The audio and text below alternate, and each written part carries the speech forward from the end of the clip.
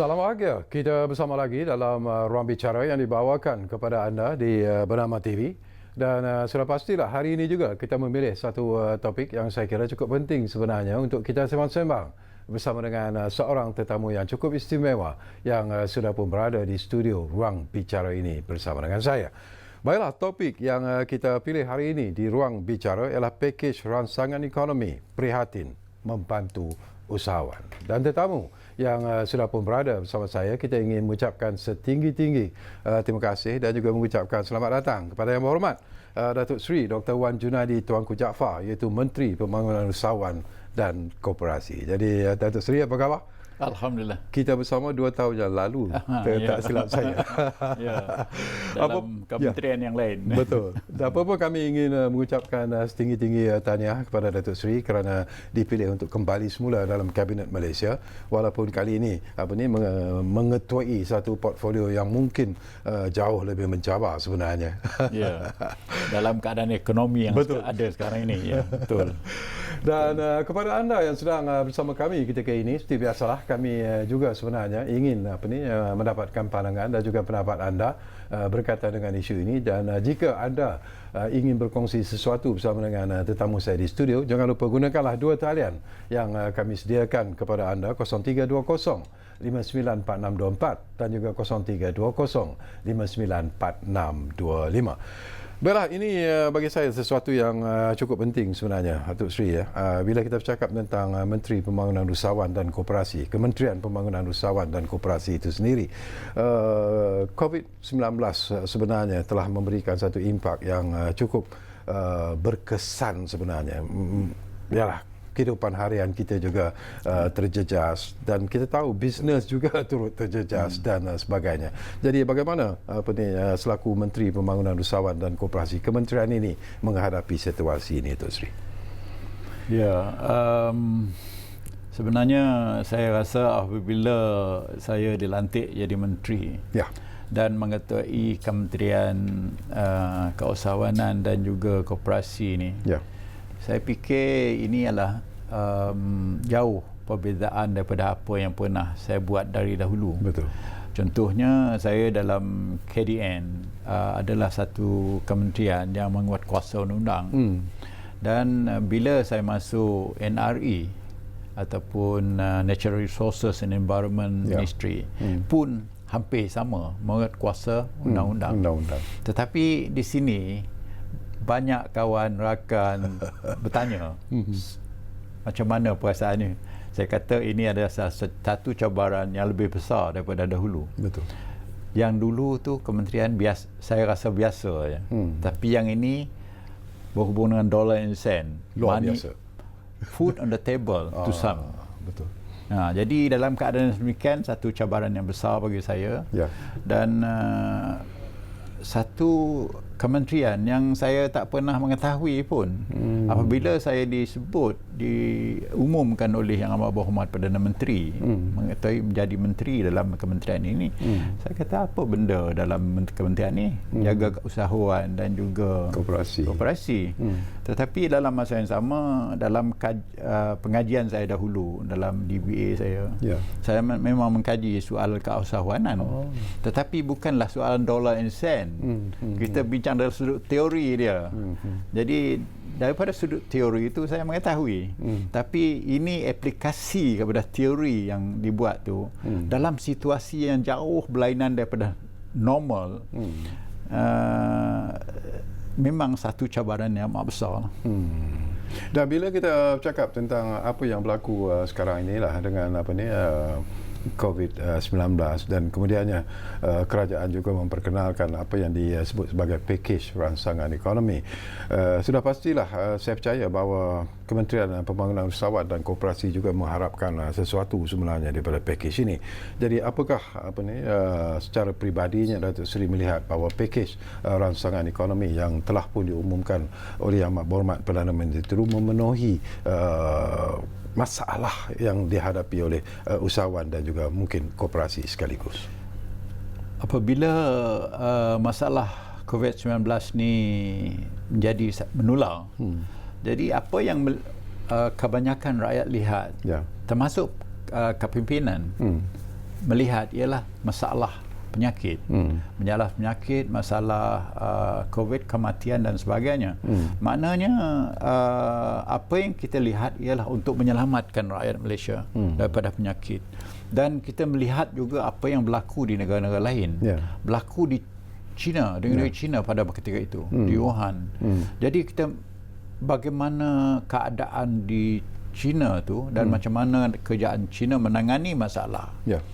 Dan tumpuan kita sebenarnya, kurang saya sendirilah, tumpuan dia lah melihat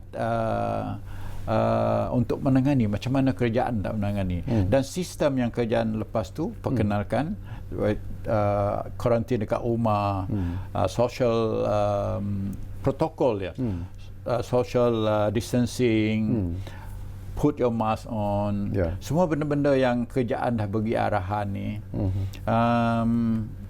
melibatkan perkara lain, iaitu memberhentikan operasi perhimpunan masyarakat.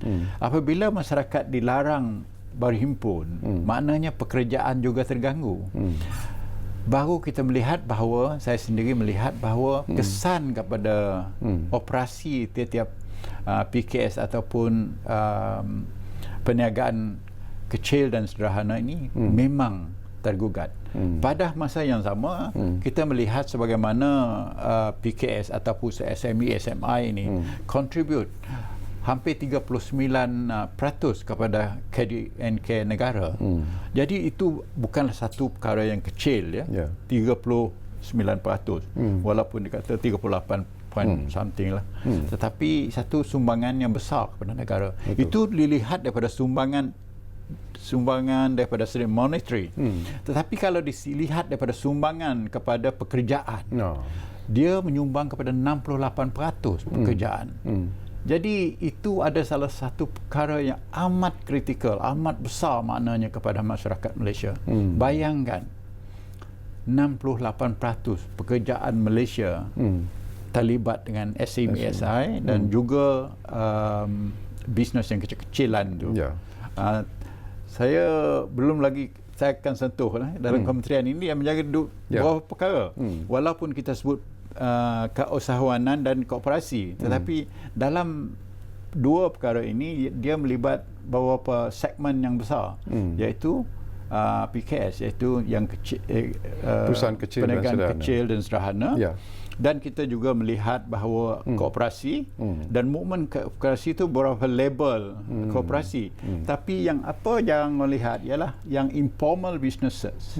Informal businesses yang makiah berjual cucur, berjual goreng pisang, berjual nasi lemak, berjual pulut panggang, yang begini, yang bukan saja menjana ekonomi kepada individu ataupun family, keluarga, tetapi juga create employment kepada mereka ini. Jadi dalam sudut ini kita kadang-kadang tidak melihat bahawa ini juga di bawah naungan kementerian ini. Jadi kita kena melihat juga kesan oleh kerana tak ada orang jalan. Kalau kita lihat sekarang di Kuala Lumpur kan, di mana-mana bandar besar kita lihat tak ada lagi orang berjalan atas jalan. Bandar Kuala Lumpur ni dah lengang nampaknya. Dan begitu juga bandar-bandar lain lengang oleh kerana arahan MCO kerajaan. Kerajaan kena buat oleh menangani masalah COVID ni. Kita tak maulah penyakit ni akan berterusan sebab merebaknya penyakit ni dengan mudah sekali. Jadi dalam keadaan sekarang, kerajaan mesti mengambil tindakan yang begitu terperinci untuk menangani masalah ini. Tapi dalam masa yang sama, ekonomi kita terjejas. Dan masalah pekerjaan yang saya sebut tadi, 68% daripadanya, dan memberi kesan kepada GDP kita yang kita sumbang 39% tu. Jadi kita belum tahu lagi. Ini baru 1 bulan. Beberapa minggu saja. Dan akan disambung hingga ke-14 bulan April ni. Kalau sebulan tu nanti, berapa banyakkah kesannya kepada ekonomi negara, berapa kesannya kepada kehidupan masyarakat, individu yang terlibat dengan ini. Jadi bila Datuk Seri sebut tentang kesan, ini pun sesuatu yang mungkin perlu kita perjelaskan sebenarnya. Walaupun pakej rangsangan ekonomi itu diperkenalkan oleh kerajaan, bertujuan dengan begitu murni sekali dalam usaha untuk membantu semua sektor yang terlibat akibat daripada wabak COVID-19 ini. Tetapi mereka yang terlibat dengan PKS, SME dan juga SMI ini berpendapat bahawa apa yang ditawarkan dalam pakej rangsangan ekonomi itu belum cukup sebenarnya untuk memberi satu bentuk bantuan yang mungkin bersifat lebih positif ke arah membantu mereka yang terlibat dalam SMI dan juga SMI ini. Komen sikit. Ya, memang saya sendiri melihat sebagai menteri menjaga ataupun mengawal selia perjalanan SME SMI ini. Saya melihat sumbangan pakej diperkenal oleh pihak kerajaan memang belum lagi boleh memenuhi kehendak sepenuhnya SME SMI.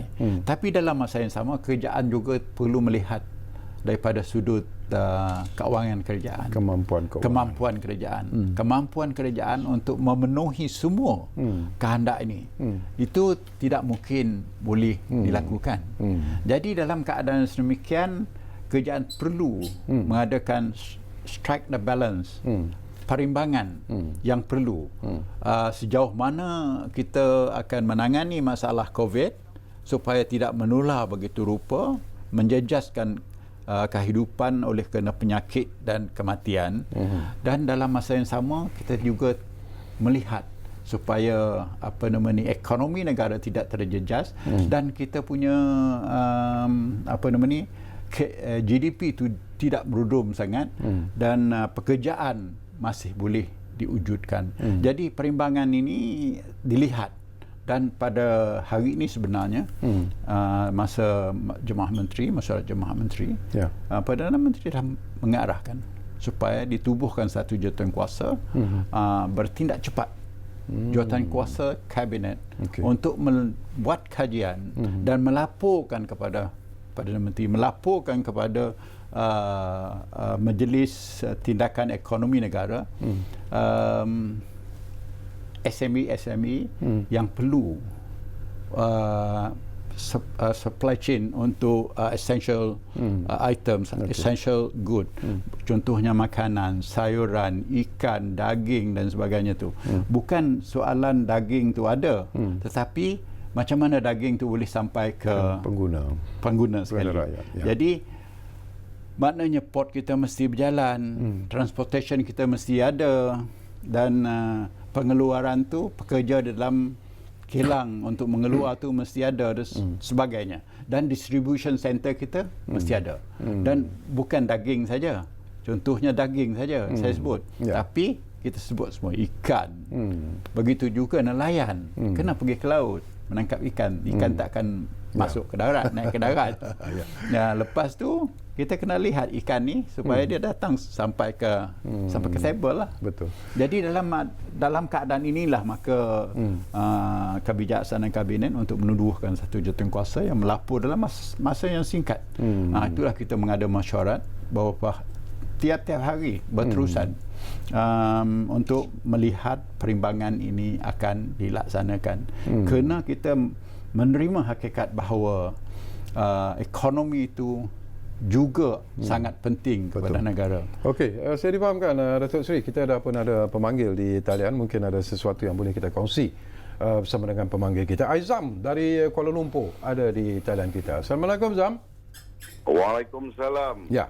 Apa khabar sahabatku? Baik, alhamdulillah. Tuan Haji, dan assalamualaikum Datuk Seri.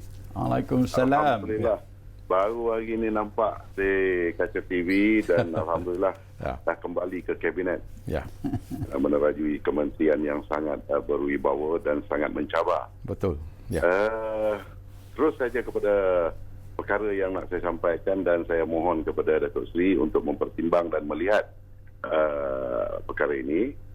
Datuk Seri, nama saya Nur Aizam bin Abdul Kadir. Okay. Jadi Tuan Haji Sarkawi juga kenal saya, adalah pengurusi Koperasi Baspel Malaysia Berhad.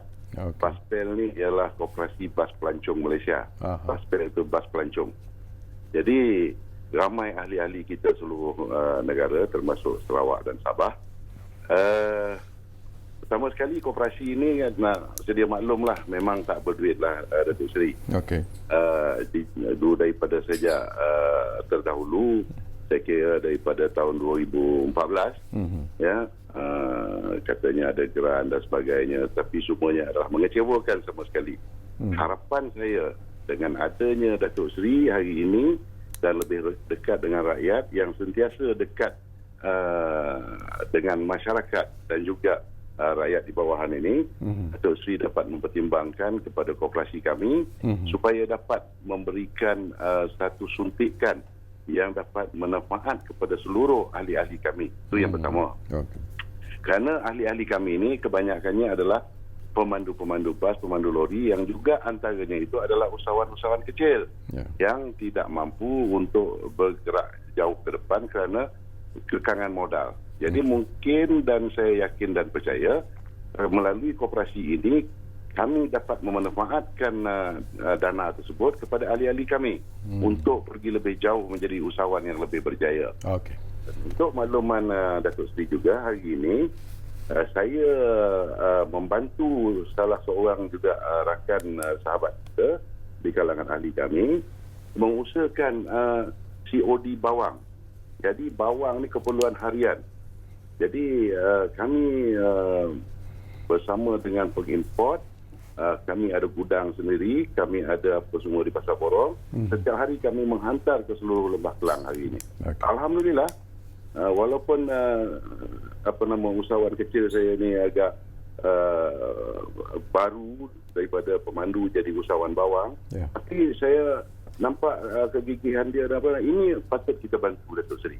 Okey. Dan saya yakin lain-lain komuniti juga sama yang apa yang saya lalui pada hari ini. Okey. Jadi mohon kepada Datuk Seri, apabila dah duduk di kementerian ini, saya yakin dan percaya jiwa Datuk Seri memang daripada dulu saya tahulah memang sangat membantu. Okey.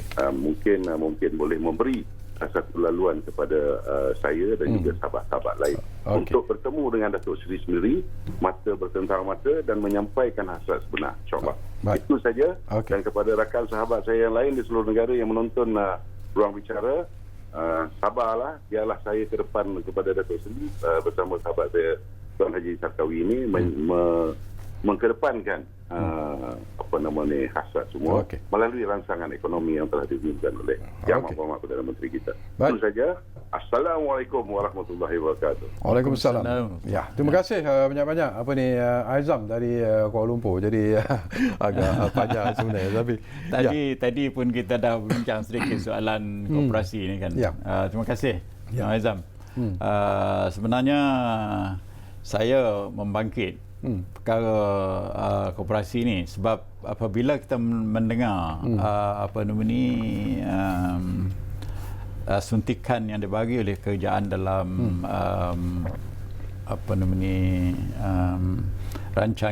rancangan ekonomi yang telah diumumkan oleh Perdana Menteri, nampaknya tak ada yang menghal tuju kepada pihak koperasi. Jadi saya pada mesyuarat yang pertama 2-3 hari lepas saya bangkit perkara ini. Kenapa kita tak melihat koperasi ini sebagai satu badan yang perlu suntikan ataupun sumbangan daripada pihak kerajaan. Jadi itulah secara dalamannya kita melihat sendiri. Itulah kenapanya sumber yang saya sebut baru di announce pada kemarin berjumlah 1.099 bilion yang akan memberi sedikit bantuan kepada pihak koperasi. Tapi kita juga menerima hakikat bahawa koperasi di seluruh Malaysia, macam mana yang saya sebutkan tadi, kita mempunyai 14,600 koperasi di seluruh Malaysia dan ahlinya 6.8 juta. Bayangkan. Dan tiap-tiap ahli ini perlu bantuan kerajaan. Tapi macam mana mekanisme? Saya telah berbincang dengan kementerian saya supaya mencari cara yang terbaik untuk membantu bukan saja perniagaan mereka tetapi ahli mereka macam mana kita nak bantu. Sebabnya kerajaan memberi sumbangan kepada koperasi untuk dipinjam kepada badan-badan koperasi bawahan tu. Tetapi koperasi ni meminjam kepada ahli pula. Jadi ahli itu membayar kepada koperasi supaya koperasi ini boleh membayar balik kepada pihak Suruhanjaya. Jadi mekanisme ini saya bagi tahu tadi dengan ketua setiausaha kementerian. Boleh tak kita mencari dana-dana yang lain untuk membantu lain selain daripada apa yang telah saya umumkan. 1.099 bilion yang telah saya umumkan tu. Untuk supaya bantuan ini sampai kepada ahli.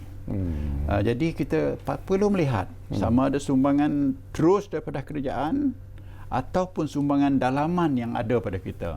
Menerusi bank rakyat kah, ataupun menerusi bank SME kah, ataupun menerusi tekun.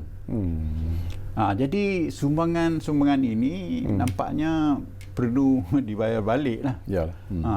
Oleh kerana badan-badan ini perlu pembayaran balik untuk dipusingkan semula untuk pinjaman kepada orang-orang lain. Tetapi dalam masa yang sama sumber yang ada pada badan koperasi itu sendiri sama ada boleh dipakai. Jadi kementerian saya insya-Allah masih mengkaji dalam masa terdekat supaya suntikan tu boleh diberi kepada koperasi, membantu ahli yang ramai 6 juta tu. Baik, kita kembali semula tentang pembangunan usahawan ini. Tadi tersekat sedikit kerana kita sedang bercakap. Sedikit saja dia. Soalan nak bertemu dengan jadi pada masa sekarang kita mempunyai arahan bahkan apabila daripada angkasa Datuk Fatah nak berjumpa, saya kata bolehlah Datuk, satu orang dua orang saya boleh datang sekali. InsyaAllah saya boleh jumpa. Jadi saya adalah berpeluang jumpa dengan Datuk Fatah di pejabat sebab dihalangkan ramai sangat datang. Kerana itu arahan daripada kerajaan supaya kita mengurangkan kesan jangkitan COVID-19. Jadi insyaAllah kalau Nur Rizam nak datang, datanglah ke pejabat saya insyaAllah bagi berjumpa dengan pegawai saya dan saya boleh dijumpa bila masa. Sebab saya ni tidak ada halangan langsung. Asalkan jangan tunggu pukul 1 pagi aja.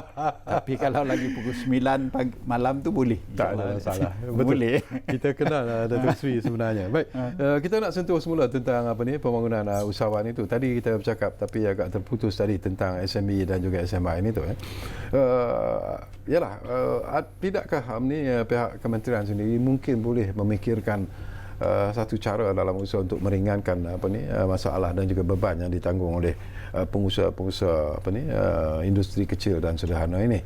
Mungkin SME Bank misalnya. Hari ini pun saya terbaca tentang bank simpanan nasional misalnya ingin menawarkan satu bentuk pinjaman yang mungkin lebih selesa kepada mereka, tetapi pandangan mereka ialah macam manalah mereka nak ambil pinjaman, bila nak boleh bayar balik kalau bisnes mereka sendiri terjejas disebabkan oleh apa yang berlaku sekarang ini, terutamanya oleh wabak COVID-19 ini. Memang kita dah bincang sebenarnya perkara ini. Dua ada badan perbankan yang besar dalam kementerian ini, iaitu SME Bank dan juga Bank Rakyat. Dan SME Bank saya dimaklumkan apabila saya membuat pengumuman dahulu 3-4 hari lepas, respon daripada pihak SME SMI begitu menggalak sekali, iaitu kita nak bagi satu package special relief facilities kepada tu berjumlah 1 juta yang dibayar balik dalam masa 5 tahun lebih dan dengan faedah 3.75%. Dan ini mendapat moratorium juga. Walaupun sumbangan keluar tetapi dalam masa 6 bulan tu tak perlulah dibayar dahulu. Kena kena kita melihat juga syarikat-syarikat ni tidak beroperasi, jadi tak berkemampuan untuk membayar. Di samping itu, kerajaan masih berbincang hingga sekarang untuk melihat apa lagi yang boleh kita bantu. Contohnya permohonan daripada pihak SME SMI yang dihantar kepada pihak Majlis Tindakan Ekonomi Negara, iaitu meminta supaya soalan pembayaran EPF contribution tu, sebabnya pekerja membayar dan juga majikan kena membayar. Jadi mereka macam mana boleh supaya dimaafkan daripada pembayaran ni. Tapi pembayaran ni adalah di bawah undang-undang, sama ada boleh dimaafkan ataupun boleh dibuat satu adjustment yang berpatutan, yang mampu dibayar, ataupun moratorium diberi setingkat hingga satu peringkat yang sama. Jadi ini masih dibincangkan oleh pihak Kementerian Kewangan, Kementerian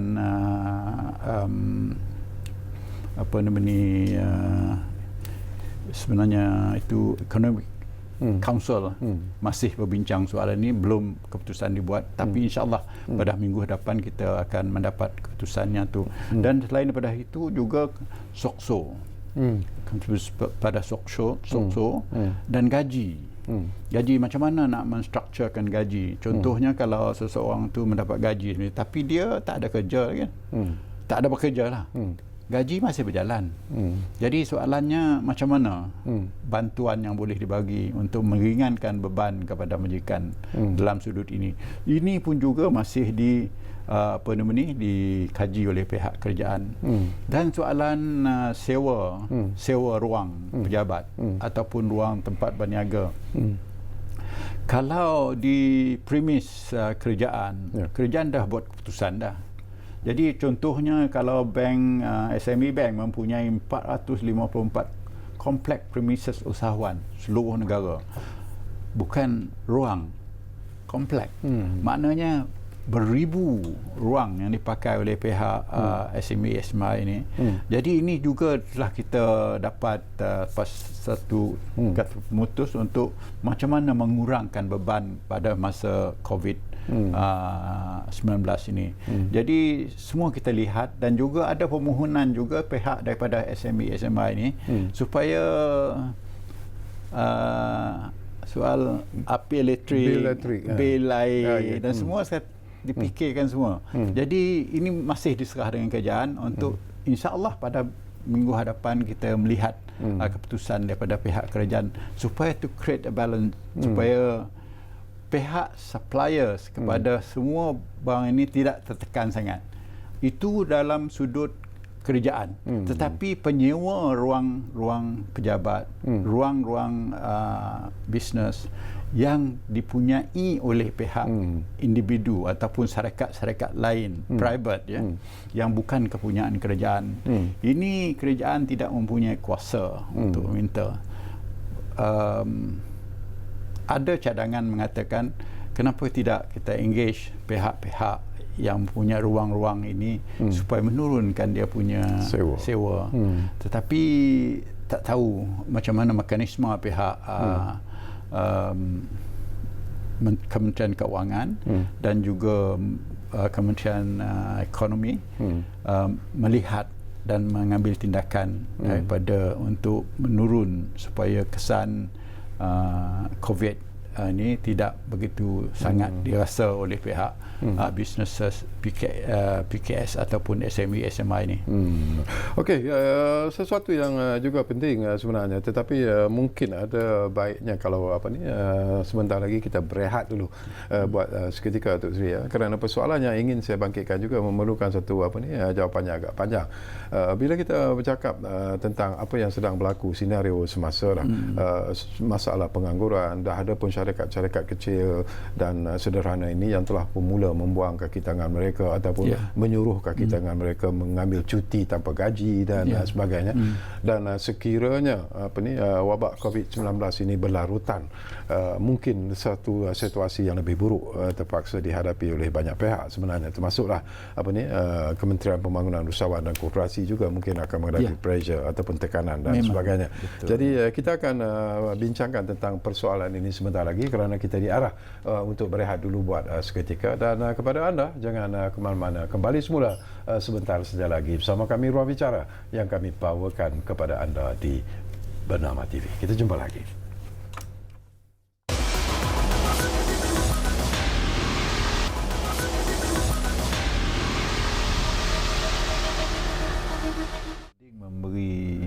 Baiklah, kita kembali semula ke Ruang Bicara ini. Masih lagi bercakap tentang pakej rangsangan ekonomi prihatin membantu usahawan.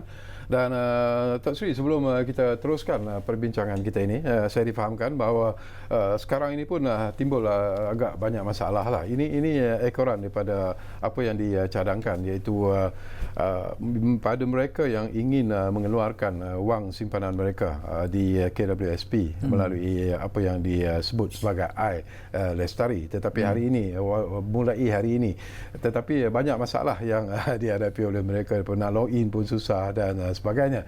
Jadi insyaAllah kita dah pun pagi di sebelah malam tadi sempat bertemu dengan ketua pegawai KWSP untuk memberitahu kepada mereka apa yang sebenarnya berlaku. Jadi apa kata kalau kita dengar dulu komen dan juga statement yang dibuat oleh ketua pegawai KWSP berkaitan dengan pengeluaran Lestari ini. Kita ikuti sekarang.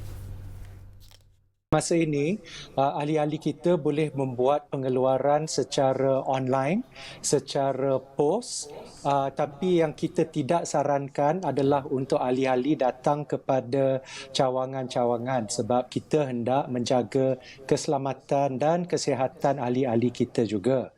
Jadi pergi kepada account ahli-ahli dan juga kepada website kami di www.kwsp.org.my untuk mengetahui cara untuk pengeluaran.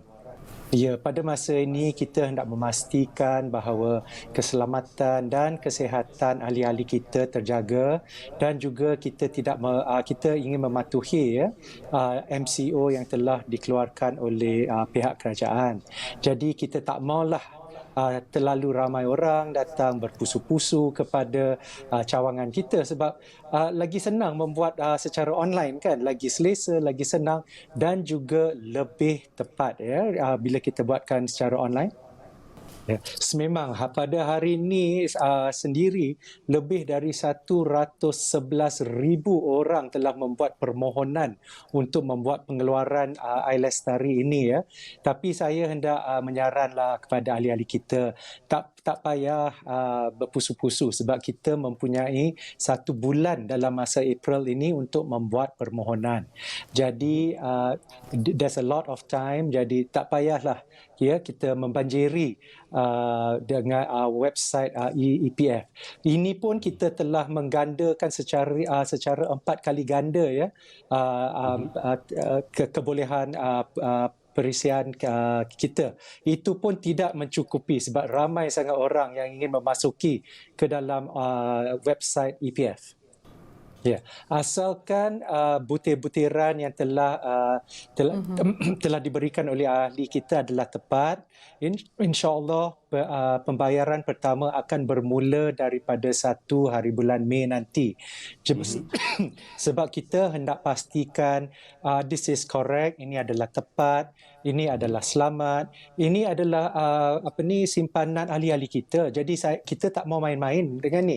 Kalau membuat kesalahan ke atau membuat apa-apa yang nanti ke akaun lain ke, jadi kita nak buat betul-betul dan tepat. Jadi saya sarankan pada ahli-ahli kita, sabarlah don't worry, don't rush, kita ada masa. Use the online, that's the best. Apa-apa jumlah asalkan maksimumnya RM500 ya. Jadi saya ingin menasihatkanlah ahli-ahli kita, fikir elok-elok sebelum kita meletakkan amount. Fikirkan amount yang memadai setiap ahli kita ya. Tapi yang paling maksimum RM500. Kalau ahli-ahli kita nak keluarkan RM100 pun, RM50 pun boleh. Tapi sebab skim ini boleh berjalan selama 1 tahun, 12 bulan ya. Jadi tak payahlah buat terlalu banyak untuk bulan pertama ya. Fikirkan elok-elok supaya dalam masa 12 bulan ni kita boleh memastikan yang amount yang secukupnya. Ialah ahli-ahli kita, tolonglah jaga kesihatan kita ya. Kita bukannya nak menyusahkan tuan-tuan dan puan-puan. Kita hendak menjaga kesihatan tuan-tuan dan puan-puan. Itulah sebabnya kita tidak mahu membuka cawangan-cawangan KWSP, sebab nanti orang akan berpusu-pusu ke sana dan nanti lain pula padah akan datang ya. Jadi tinggallah di rumah, lebih comfortable, lebih senang, gunakan secara talian online ya. Jadi dan dia adalah lebih tepat dan much more secure for your retirement. So please stay home, tinggal rumah dan jaga diri masing-masing. Okey, itu penjelasan yang telah pun disampaikan tadi oleh Ketua Pegawai KWSP. Jadi kepada anda yang mungkin berhasrat ataupun berminat ingin mengeluarkan wang simpanan anda sempena dengan iLestari ini, jadi bersabarlah, jangan terburu-buru dan sebagainya, kerana ada masa sebulan sebenarnya untuk anda melakukannya. Jadi seperti apa yang dipesankan oleh Ketua Pegawai KWSP tadi, gunakanlah website yang telah pun disediakan oleh pihak KWSP. Jadi itu rakaman yang sempat kami lakukan kira-kira pada pukul 8 malam ini. Jadi satu penerangan yang cukup jelas. Baik, kembali kepada persoalan yang kita bincangkan tadi. Jangkaan kita lah Datuk Seri akan berlaku mungkin kes pengangguran yang begitu besar barangkali kalau kes wabak COVID-19 ini berleluasa ataupun berpanjangan. Jadi apa yang akan difikirkan oleh Datuk Seri dan rakan-rakan di Kementerian Pembangunan Usahawan dan Koperasi sendiri, barangkali dalam usaha untuk mengatasinya, barangkali susah, tapi membantu mereka yang mungkin akan terkesan dengan wabak COVID-19 ini? Ya, kita ada mempunyai, saya dah mengadakan 2 mesyuarat berhubung dengan apa dipanggil post COVID-19.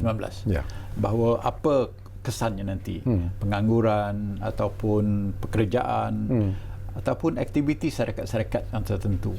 Jadi kita telah merancang dalam sudut untuk alternative business. Jadi mungkin yang kalau COVID ni berpanjangan, mungkin kita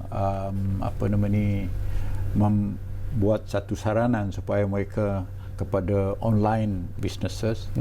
Jadi latihan-latihan yang dibuat oleh pihak Magic, itu satu badan dalam kementerian juga, dan juga dibuat oleh pihak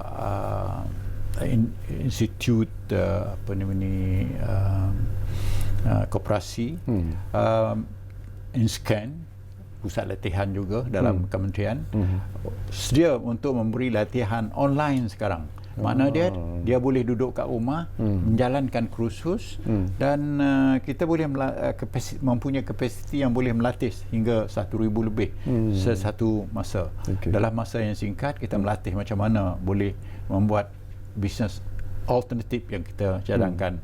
Dalam masa yang sama, kita juga sudah berbincang, memberitahu, saya dah beri arahan kepada pihak Tekun, pihak Magic, juga kepada pihak SME Corp, supaya merancang macam mana daripada sudut sumber startup bisnes ini nanti, kalau mereka bertukar apa saja bisnes yang bakal mereka buat. Jadi kita sudah buat perancangan, bukan saja menangani masalah yang kita hadapi sekarang, tetapi kita melihat masa hadapan dalam masa 5-6 minggu daripada sekarang, sebulan sekali sekarang.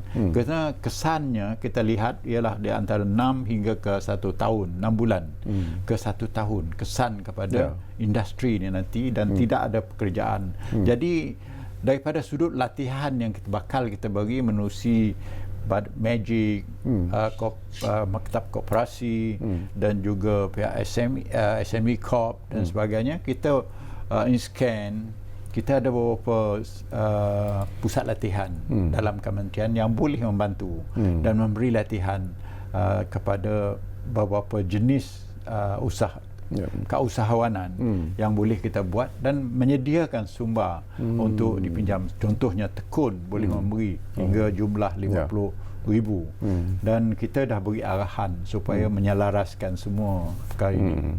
Okey, kita ambil satu lagi panggilan yang ada di talian sekarang ini. Ridwan dari Pulau Pinang sudah pun ada di talian kita sekarang ini. Assalamualaikum, Tuan. Ya, Waalaikumsalam. Ya. Ya, Assalamualaikum Cik Sekawi dan ahli panel Datuk Seri. Ya, Waalaikumsalam. Mengenai hari ini mengenai apa idea apa dulu kan? Ada Menteri Usahawan ada kata apa? Mengenai idea kapal terbang. Apa idea kereta terbang? Bagaimana Datuk Seri akan teruskan idea kereta terbang tu yang dicetuskan oleh Menteri Usahawan dahulu. Kemudian bagaimana Menteri Usahawan yang baru sekarang akan mengembangi usahawan atau koperasi supaya pembangunan negeri ada mencapai matlamat. Kita tengok kadang-kadang di Sabah Sarawak kan ada kurang tumpuan menteri yang ada sekarang. Okey, saya punya persoalan supaya ada imbangi antara Sabah Sarawak dan Semenanjung. Sekian, terima kasih. Wassalam. Baik, terima kasih banyak-banyak Ridwan dari Pulau Pinang.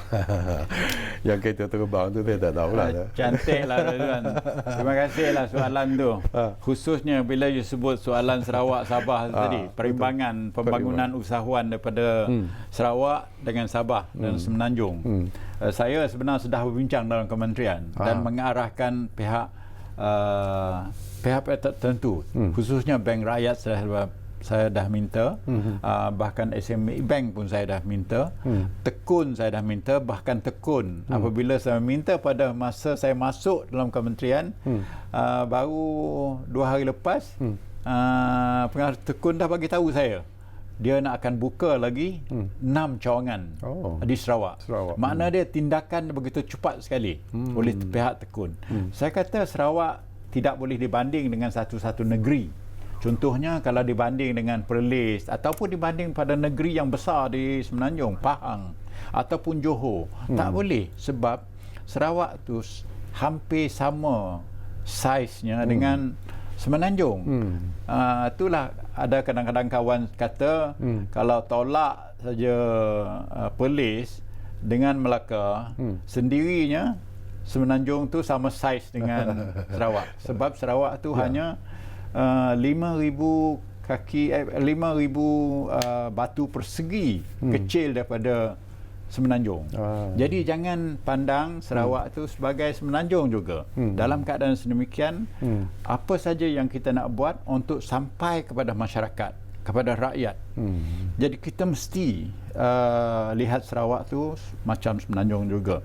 Contohnya kawasan saya sendiri, Kuching dengan Pekan Lundu, daerah kecil Lundu, ialah 140 km. Kawasan saya daripada hujung ke hujung north and south, utara selatan kawasan saya 250 km. Jadi kalau kita lihat tu kawasan parlimen saja. Jadi saya bersenang hatilah apabila melihat di Pekan Lunduk tu bakal mengadakan pejabat tekun. Jadi ada lagi 2-3 tempat macam Sebuyau, Kenawit akan kita adakan pejabat tekun. Jadi kita akan berterusan untuk membuka pejabat-pejabat ni di luar bandar supaya orang luar bandar dapat dibantu. Dan juga saya akan berbincang dengan pihak koperasi macam mana membangun koperasi di Sarawak supaya dia boleh membangun macam mana yang kita lihat di Semenanjung. Dan pihak Bank Rakyat telah memberi satu jaminan pada saya mereka akan membantu macam mana boleh mereka membantu masyarakat di Sarawak. Bahkan ada apabila saya dilantik jadi menteri dahulu, baru pun beberapa minggu lepas, ada dah pihak di Sarawak minta pekan-pekan yang tertentu diwujudkan cawangan-cawangan bank rakyat. Tetapi pengujudan cawangan bank ini, contoh bank rakyat, mesti dapat kelulusan daripada bank negara. Jadi dia mesti mempunyai cukup kriteria untuk mewujudkan satu cawangan. Tetapi kepentingan rakyat tu memang wujud, memang ada. Duit takkan disimpan di bawah bantal sekarang. Kita ini abad yang ke-21, bukan zaman tahun 60-an 70-an yang mana orang kampung simpan duit bawah bantal saja. Sekarang kita tak boleh lagi, kita simpan dalam bank supaya kita punya rekod dengan bank tu ada, dan dia akan memperbesarkan lagi retail langganan masyarakat kepada bank itu sendiri. Sabah juga akan diberi perhatian. Memang kita lihat bukan saja Sarawak dan Sabah, kita lihat pekan-pekan yang lain di seluruh Malaysia. Memang kita melihat tumpuan kita kepada Sarawak dan Sabah, kerana Sarawak dan Sabah tu masih perlukan sangat bantuan daripada agensi-agensi di sini. Dan dalam keadaan sedemikian, maka insya-Allah Encik Ridwan, saya terima kasihlah kerana soalan tu memberi motivasi pada saya. Maka ada juga orang daripada Semenanjung ni ingin melihat orang biasa, bukan orang kerajaan. Memang kita tahu orang kerajaan bantu, tetapi orang biasa melihat bahawa kita kena perimbangkan pembangunan di Sarawak dan di Sabah. Dan touch on the soalan tu tadi, walaupun macam satu gurauan pada kereta saya, terbang tadi tu. Soalan kereta terbang ni secara realiti dia belum boleh kita laksanakan. Sebabnya masalahnya perundangan tu sendiri. Kalau seseorang anak melantu saya ialah seorang pilot, bah kita nak jalankan drone pun kita kena dapat kebenaran daripada tu. Jadi ini kan pula nak bawa kereta terbang. Jadi walaupun kita mungkin mempunyai teknologi yang tertentu, jadi kita lihat juga negara-negara yang begitu maju sekali belum lagi membuat ke arah itu, kerana masalah-masalah teknikal undang-undang dan protokolnya belum dapat kita selesaikan. Jaminan yang mungkin boleh diberikan oleh Datuk Seri selaku Menteri Pembangunan Usahawan dan Koperasi, menyedari tentang impak yang terpaksa ditanggung disebabkan oleh wabak COVID-19 ini kepada usahawan, kepada koperasi dan sebagainya. Tetapi jaminan daripada Datuk Seri sendiri kepada rakyat yang terlibat ini, bahawa sesungguhnya nasib mereka dilihat dengan begitu serius oleh Kementerian Pembangunan Usahawan dan Koperasi, dan kementerian juga akan melakukan apa saja sebenarnya dalam usaha untuk meringankan dan sekaligus membantu para usahawan yang mungkin terkesan dengan wabak COVID-19 ini. Jadi penjelasan. Saya seorang, saya sebenarnya. Pagi tadi apabila Yang Amat Berhormat Perdana Menteri mempengerusikan Jemaah Menteri, sebahagian besar ucapan permulaan mukadimah pagi itu dimulakan dengan soalan-soalan demikian. Memang soalan-soalan ekonomi ni yang membabitkan industri, businesses, termasuk SME, SMI ataupun PKS ini, dan sebagai satu tumpuan. Dan Yang Amat Berhormat Perdana Menteri juga memberi jaminan kepada, memberi saranan kepada semua menteri bahawa the delivery mesti perfect. Kenanya kerajaan sudah membuat dasar. Perdana Menteri dah umumkan dasar. Sumber kewangan 250 bilion, bukan satu sumber yang kecil. Dan penyampaian kepada masyarakat, dia mesti sampai kepada pihak yang disasar. Jadi target group tu mesti menerima apa yang disaran oleh pihak kerajaan. Jadi semua pihak sebenarnya, bukan saya seorang sebagai Menteri Usahawanan dan Koperasi, tetapi Perdana Menteri dan Menteri Keuangan, Menteri Ekonomi dan Menteri-Menteri Kanan, semuanya telah mendapat arahan daripada Perdana Menteri supaya melihat perimbangan penjagaan soal penyakit COVID dengan ekonomi negara kita. Jadi saya sebagai menteri yang menjaga keusahawanan dan kebajikan semua yang terlibat dengan industri ini, saya akan buat yang terbaik untuk membantu pihak yang terkesan oleh apa yang kita kata MCO ni sekarang. Jadi ada lebih kurang 2 minit saja lagi. Saya bagi sedikit masa lagi kepada Datuk Seri. Pesanan Datuk Seri, nasihat Datuk Seri lah kepada rakyat Malaysia yang masih lagi mungkin melihat perintah kawalan pergerakan itu sebagai sesuatu yang remeh dan sebagainya. Jadi pesanan Datuk Seri kepada mereka. Saya melihat contoh-contoh yang berlaku di negara lain. Apabila China mula terkena oleh COVID ni, jadi China mengambil tindakan yang begitu drastik sekali, hingganya tidak boleh dikeluar sama sekali, dan mengambil tindakan diam dekat rumah itu begitu ketat sekali. Tetapi kalau kita lihat contoh negara lain, Itali contohnya, dibiar begitu saja, dan Amerika dibiar begitu saja oleh kerana konsep-konsep berlainan, konsep pentadbiran, ideologi, konsep demokrasi, freedom yang dilaksanakan di negara-negara barat itu dilaksanakan sedemikian rupa, maka mereka melupa bahawa kesan COVID ini ialah jangkitan yang merebak begitu cepat yang mendatang kesan bukan saja penyakit tapi kematian. Jadi akhirnya apa yang berlaku di Itali, dan kita lihat macam mana China je berjaya. Tetapi kenapa pula Itali mempunyai kemudahan-kemudahan kesihatan, advance teknologi, tidak boleh mengatasi masalah ini sebagaimana China boleh mengatasi. Jadi kita mestilah mengambil langkah dan melihat contoh-contoh ini supaya kita jangan terikut-ikut dengan yang telah melakukan kesalahan, kesilapan. Jadi itulah sebabnya kerajaan melihat perimbangan di antara pembangunan ekonomi dengan menangani masalah merebaknya COVID-19 ini sebagai satu amanah yang besar untuk dilaksanakan oleh pihak kerajaan. Baik, terima kasih banyak-banyak kepada Yang Berhormat Datuk Seri Dr. Wan Junadi, Tuanku Jaafar, iaitu Menteri Pembangunan Usahawan dan Koperasi, kerana sudi bersama dengan kami di ruang bicara ini, dan mungkin di masa-masa yang akan datang lagi Datuk Seri, kita duduk lagi di ruang bicara ini untuk bercakap, dan jaminan yang diberikan oleh Datuk Seri Dr. Wan Junadi, sesungguhnya lah Kementerian Pembangunan Usahawan dan Koperasi akan melakukan apa sahaja sebenarnya dalam untuk membantu usahawan-usahawan yang mungkin begitu terkesan dengan impak COVID-19 ini, dan saya percaya apa yang disebut oleh Datuk Seri itu adalah sesuatu yang akan diusahakan dan insya-Allah akan ditunaikan sekiranya segala-galanya mengizinkan. Jadi terima kasih kepada anda yang menumpukan perhatian bersama kami di Ruang Bicara, dan Ruang Bicara seperti biasalah akan terus berbicara bersama anda dari masa ke semasa. Kita jumpa lagi. Assalamualaikum.